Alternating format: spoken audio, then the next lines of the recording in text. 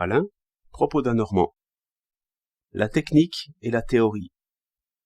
Un bon philosophe vient de mettre en lumière comme il faut l'opposition entre la technique et la théorie. Selon lui, le progrès se fait par rythme et en deux temps.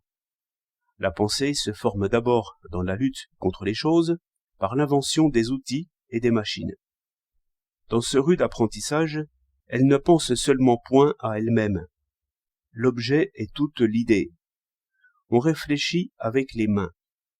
L'invention de l'aéroplane offre un très bon exemple de cette réflexion purement ouvrière, pensée sans discours, et par conséquent sans règle logique, seulement attentive à un mécanisme bien clair pour en chercher le défaut.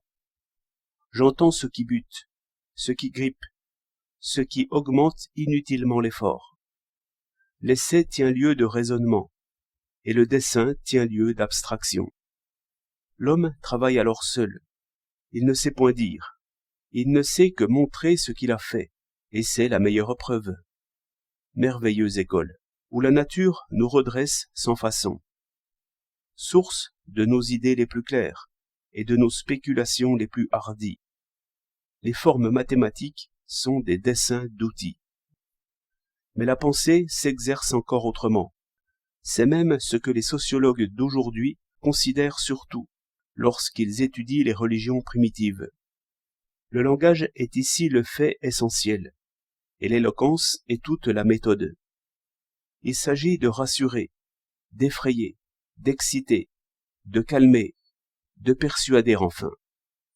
Et le plus savant dans ce genre acquiert tout à fait autre chose qu'une puissance sur l'eau, sur le vent, sur les pierres, comme par la digue, le moulin ou le levier. Il acquiert une puissance sur ses semblables.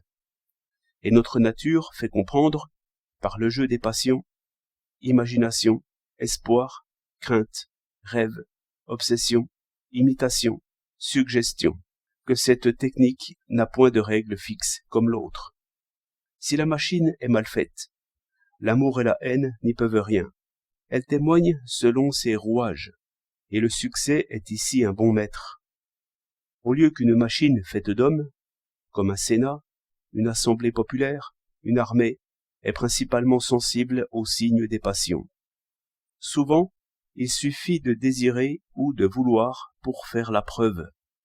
Quand il serait 10 000 à crier, ce qui est une manière de prier, cela ne fera pas monter l'aéroplane. Cela n'empêchera pas le câble de se rompre. Et l'homme qui sut dire, lorsqu'on dressait l'obélisque, mouiller les cordes, fit en 3 mots le meilleur discours. Mais les cris de 10 000 hommes les pousseront très bien au massacre ou à la guerre. Cette puissance des paroles, prédiction, malédiction, évocation, fut remarquée et étudiée dès que le progrès des outils laissa quelques loisirs. Et l'esprit se mit à travailler sur des discours, appelant alors vrai ce qui est irréfutable. De là, une autre forme de culture, qui arrête le progrès des outils et des machines, parce que l'obéissance des hommes, qui en est le grand principe, diminue leur pouvoir sur les choses. Ces périodes seraient immenses. La philosophie grecque, la religion latine, la théologie scolastique marqueraient les phases d'une ère contemplative, et nous serions, depuis 2 siècles à peu près, dans les premiers développements d'un âge technicien. Tant mieux si c'est vrai, car l'autre âge brûle le technicien, mais le nôtre ne brûle pas le magicien. 13 août 1913.